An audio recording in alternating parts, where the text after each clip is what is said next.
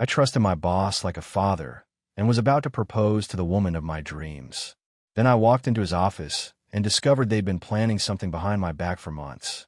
What happened next destroyed everything I believed about loyalty and family, but it also revealed a shocking secret about my own past that changed my life forever. This is how I turned the tables on the people who tried to destroy me.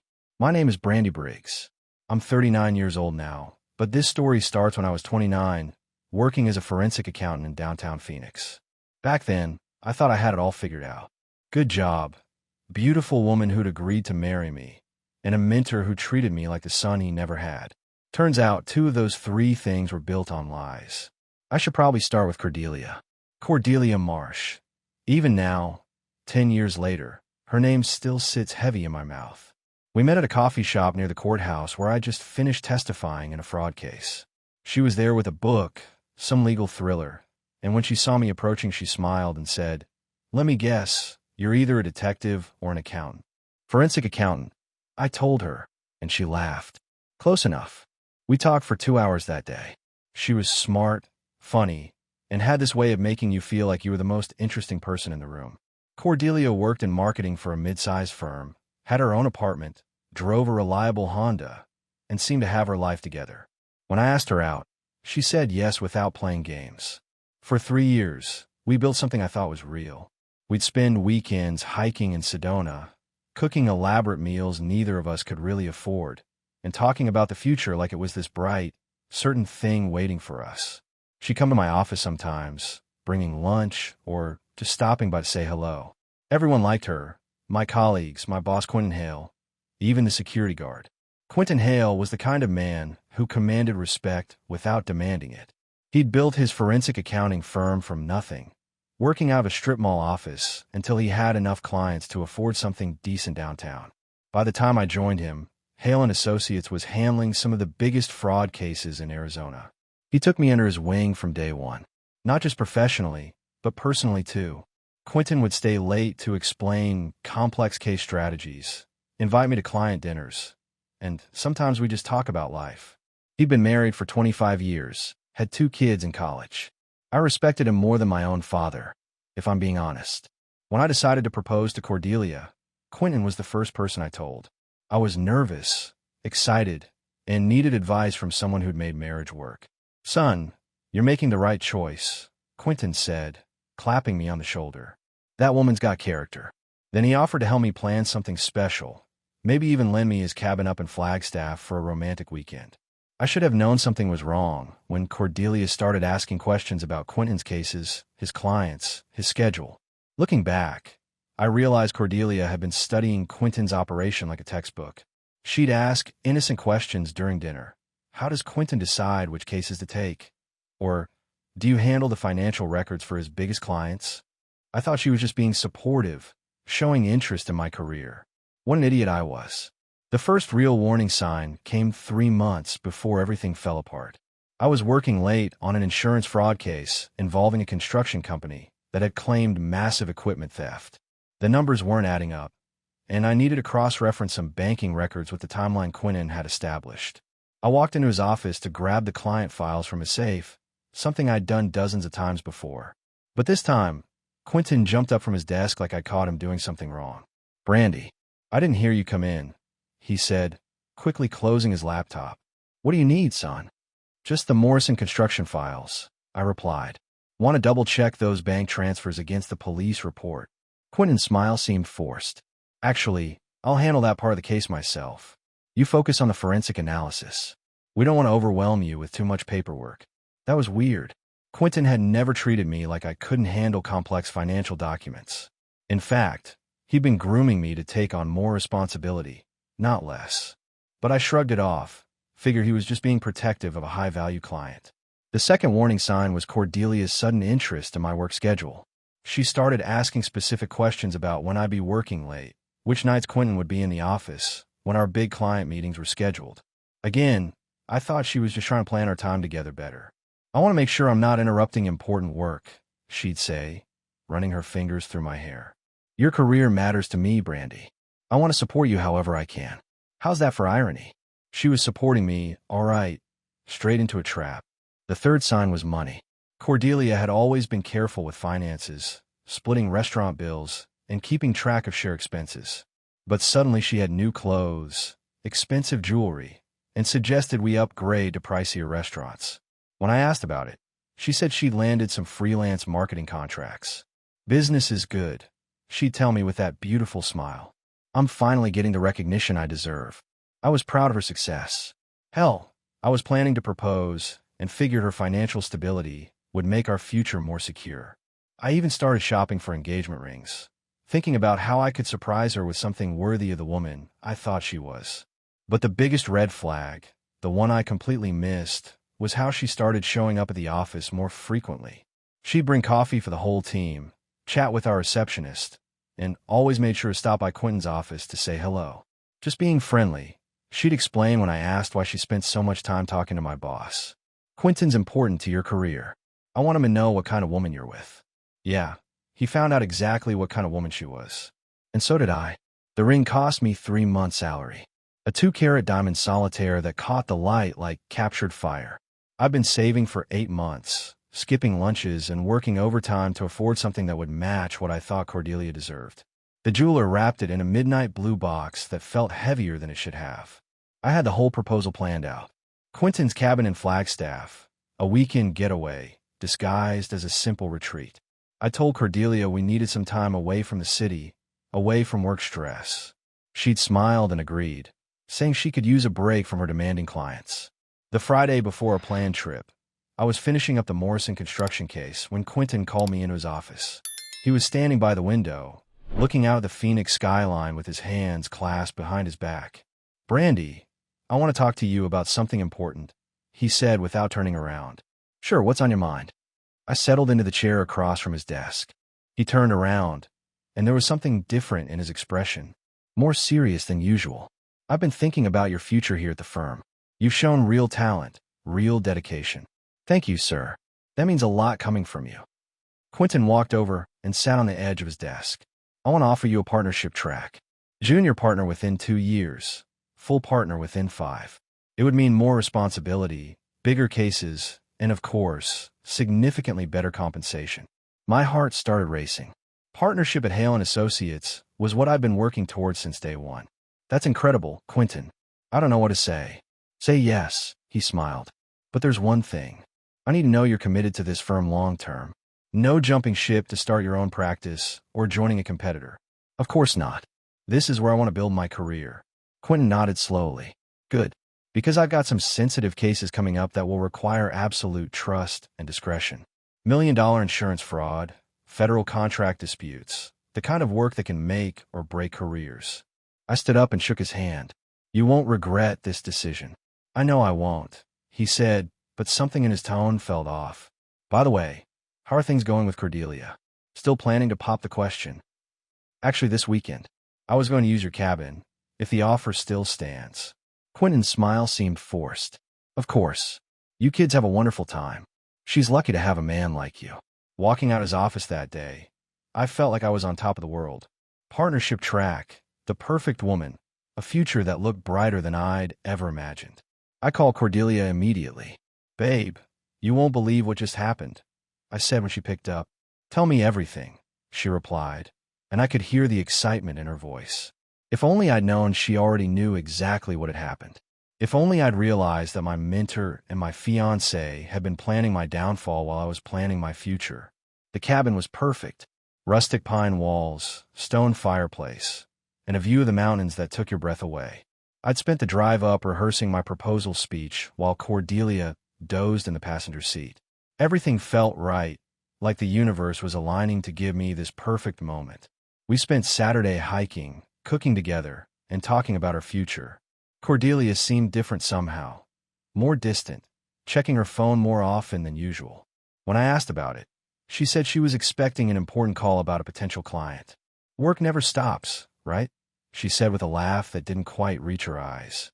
That evening, I built a fire and opened a bottle of wine. The ring was hidden in my jacket pocket, waiting for the right moment. I was about to get down on one knee when Cordelia's phone buzzed with a text message. She glanced at it and suddenly stood up. "I need to make a quick call. Work emergency. Can it wait until Monday?" I asked. Unfortunately, no. This client is overseas, different time zones. Give me 10 minutes. She stepped outside onto the deck, closing the door behind her. Through the window, I could see her pacing back and forth, having what looked like an intense conversation. Her body language was animated, almost excited. Strange for a work emergency.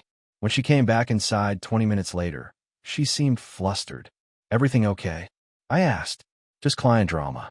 You know how it is. She poured herself another glass of wine. So, what were we talking about? I reached for the ring box, but something fell off. The moment I planned so carefully seemed wrong now. Instead, I suggested we call it an early night. Sunday morning, Cordelia said she wasn't feeling well and wanted to head back to Phoenix. The drive home was quiet, both of us lost in our own thoughts. When we got to her apartment, she kissed me goodbye quickly and said she needed a rest. I'll call you tomorrow, she said, already heading for her door. Monday came and went without a call. Tuesday, she sent a brief text saying she was swamped with work. By Wednesday, I was worried enough to stop by her office unannounced. Her supervisor, Janet, looked confused when I asked for Cordelia. She called in sick today, Janet said. Actually, she's been taking a lot of sick days lately. Is everything all right? That's when the pieces started falling into place. The mysterious phone calls, the new clothes, the sudden wealth, the frequent absences from work. Micah told me something was seriously wrong. Thursday evening, I decided to surprise her with takeout from her favorite Thai restaurant. Her car wasn't in her apartment complex parking lot, but I went upstairs anyway. Her neighbor, Mrs. Patterson, was watering plants in the hallway. Oh, hello, Brandy, she said with a warm smile. Looking for Cordelia? She left about an hour ago, all dressed up. Had flowers with her too. Flowers. Cordelia had never mentioned having dinner plans, and she certainly hadn't mentioned receiving flowers from anyone. My hand started shaking as I walked back to my car. I had a choice to make. Trust the woman I loved, or follow my instincts that something was very, very wrong. I followed my instincts. Thursday night, instead of going home, I parked across the street from Cordelia's apartment complex and waited. Around 7:30, she emerged wearing the black dress I'd bought her for her birthday last year. She looked beautiful, but she also looked like she was going somewhere important. Her Honda pulled out of the parking lot, and I followed at a distance. She drove across town to the Phoenician Resort, one of the most expensive hotels in Scottsdale. I watched her walk into the lobby like she owned the place, confidence radiating from every step.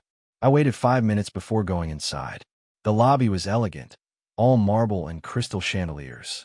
I spotted Cordelia at the bar, but she wasn't alone.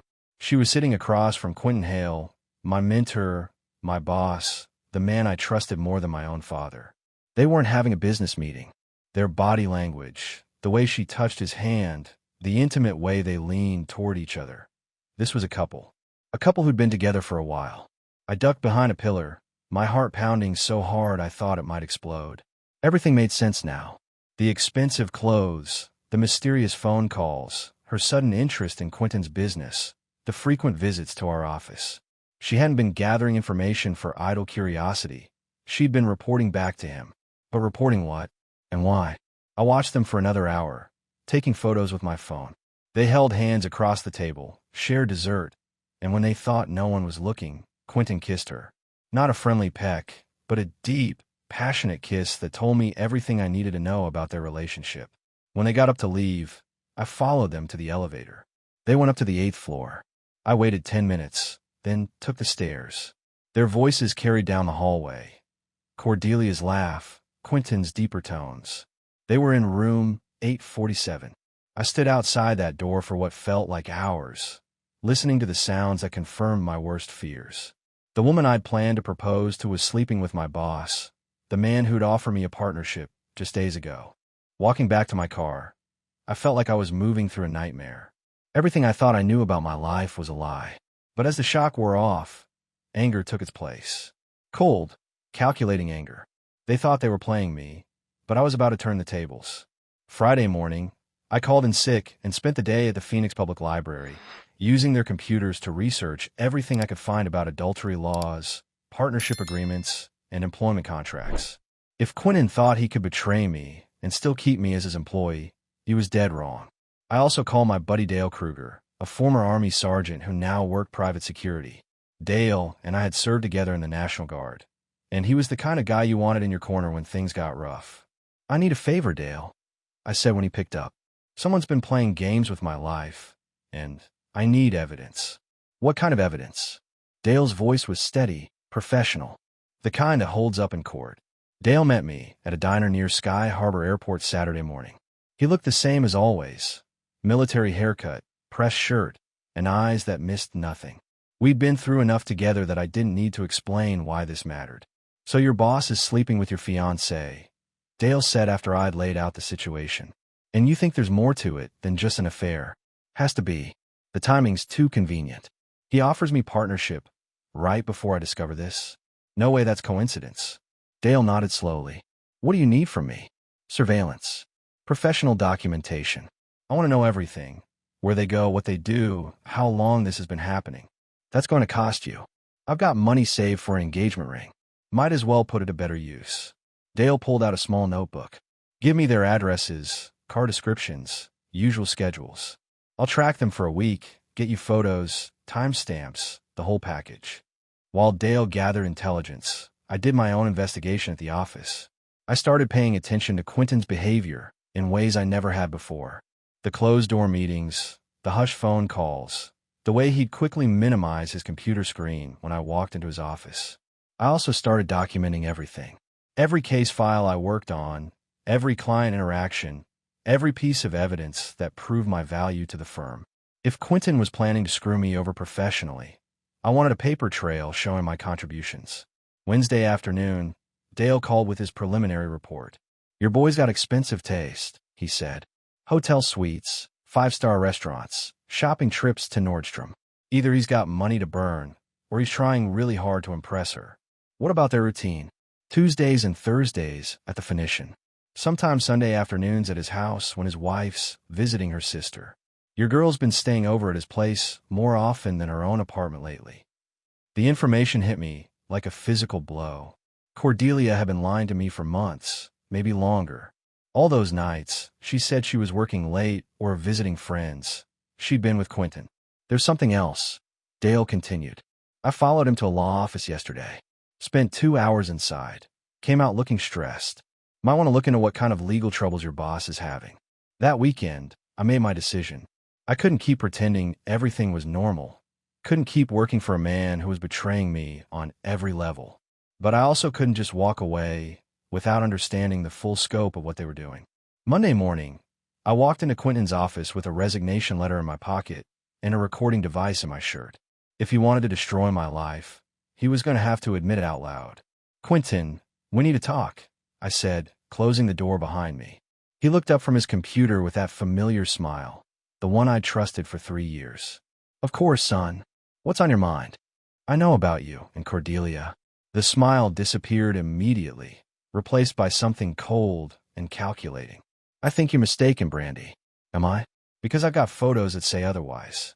For a long moment, we stared at each other across his desk. Then Quentin leaned back in his chair and laughed. "Well, I guess it's time we had an honest conversation." Quentin's laugh was cold, nothing like the warm chuckle I'd heard countless times over the years. He stood up from his desk and walked to the window, hands clasped behind his back in that familiar pose. "You want an honest conversation, Brandy? Fine. Let's have one." The recording device in my shirt was capturing every word. Dale had taught me to always get confessions on tape. They were harder to deny later. "How long?" I asked. "How long what?" "How long have I been sleeping with your fiancée?" "About 8 months." "How long have I been planning to destroy your career?" "Since the day you started getting too close to my financial arrangements." My blood ran cold. "What financial arrangements?" Quentin turned around, and I saw a man I'd never met before. The mentor, the father figure, the respected businessman. All of it was gone, replaced by someone calculating and ruthless. "I've been borrowing from client settlement accounts, Brandy, just temporarily, to cover some personal expenses. The divorce, alimony payments, keeping up appearances. I always planned to pay it back." "Borrowing? You mean stealing." Such an ugly word. I prefer temporary reallocation of funds. But then you started asking questions about the Morrison case, wanting access to files that would show the discrepancies. I needed a distraction. The pieces fell into place like a nightmare puzzle. So you seduced Cordelia. Actually, she approached me first. Turns out your sweet little fiancée has quite an appetite for the finer things in life. When I mentioned that her boyfriend was getting dangerously close to information that could destroy both our careers, she was very motivated to help. I thought about my mother back in Tucson, struggling with her medical bills after her stroke. I've been sending her half my paycheck every month, money I'd earned through honest work at this firm, money that Quentin had been planning to steal from me all along. The partnership offer was fake? Oh no, that was real. I figured if I made you a partner, you'd be complicit in the firm's financial irregularities. Much harder to whistleblow when you're part of the problem. And if I discovered the theft anyway? Quentin smiled that cold smile again. Then Cordelia would testify that you'd been acting strangely, talking about wanting to get rich quick, having access to all the same files and accounts. Who do you think people would believe? The respected firm owner or the junior associate with gambling debts? I don't have gambling debts. You would have, posthumously. Amazing what you can find on a man's computer after he tragically takes his own life, overwhelmed by guilt over embezzling from client accounts. The threat was clear. Quentin wasn't just planning to frame me. He was planning to kill me and make it look like suicide. I thought about Dale waiting in the parking lot, armed and ready for anything. There's just one problem with your plan, Quentin. What's that, son? I'm not as stupid as you think I am. I pulled out my phone and showed Quentin the recording app. This entire conversation has been broadcast live to 3 different people, including an FBI agent specializing in financial crimes. His face went white. You're bluffing. Am I? Agent Rodriguez has been investigating reports of client fund mismanagement at forensic accounting firms across Arizona. She was very interested when I contacted her yesterday. The door opened behind me, and Dale stepped in, followed by 2 FBI agents in suits. Quentin's eyes darted toward his desk drawer, but Dale was faster, positioning himself between Quentin and whatever he was reaching for. Mr. Hale, I'm Agent Rodriguez, the lead FBI agent said, showing her badge. We have a warrant to search these premises and arrest you on charges of embezzlement and conspiracy to commit fraud. This is insane, Quentin protested as they cuffed him. Brandy's lying. He's the one who's been stealing from clients. Check his bank accounts. We already did, Agent Rodriguez replied. Funny thing about digital forensics, they leave quite a trail. We found transfers from client accounts to offshore holdings registered under shell companies linked to your social security number. As they led Quentin away, he looked back at me with pure hatred. You have no idea what you've done, boy. Cordelia will destroy you. She has information that could ruin your family. What information? I called after him, but he was already gone. Dale put a hand on my shoulder. Easy, brother. Whatever he's talking about, we'll handle it. Agent Rodriguez stayed behind to explain the next steps. Mr. Briggs, you'll need to testify in federal court about what you observed and recorded. The charges against Mr. Hale are serious. We're looking at 15 to 20 years. What about Cordelia? Ms. Marsh will be arrested as an accessory. We have evidence of her involvement in moving stolen funds through fake marketing contracts. That afternoon, I drove to Cordelia's apartment for the last time. She answered the door in a bathrobe, her hair messy, clearly just woken up. Brandy, what are you doing here? I thought you were working. Quentin's been arrested. FBI raided the office this morning. Her face went through a series of expressions: surprise, fear, anger, and finally resignation. How much do they know? Everything. The embezzlement, your involvement, the plan to frame me. It's over, Cordelia. She stepped aside to let me in, but I stayed in the doorway. I just came to get my things and to tell you that whatever Quentin thinks you have on my family, it won't work. My mother's medical bills are legitimate, and I've got documentation for every payment. Cordelia laughed bitterly. Your mother's bills? Brandy, you still don't get it, do you? The information I have isn't about money. Then what? Your father didn't die in a car accident when you were 10. He's alive, Brandy. He's been in federal prison for tax evasion for the past 15 years. Your mother's been lying to you your whole life. The words hit me like a physical blow. Everything I thought I knew about my family, my childhood, my father's death, all of it was a lie. You're lying. Cordelia pulled out a manila folder from her purse. Prison records, court documents, visitor logs. Your mother visits him twice a year. She never told you because she was ashamed. I stared at the documents, my hands shaking. Even in her betrayal, Cordelia had found a way to destroy another part of my life. But as the shock wore off, I realized something important. The truth about my father changed nothing about who I was or what I'd accomplished.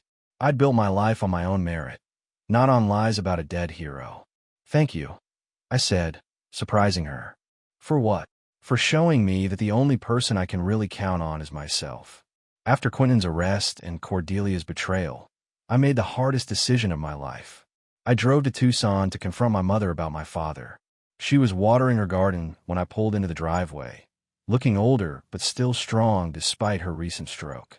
"Brandy, what are you doing here?" she asked, setting down the hose. "We need to talk about Dad." Her face went white. "What about your father?" I showed her the documents Cordelia had given me. "He's alive, Mom. He's been in federal prison for 15 years. She sank into a patio chair, tears streaming down her face. "How did you find out?" "Doesn't matter. Why did you lie to me my whole life?" "Because I was ashamed," she whispered. "Your father was involved with some bad people, owed money to loan sharks.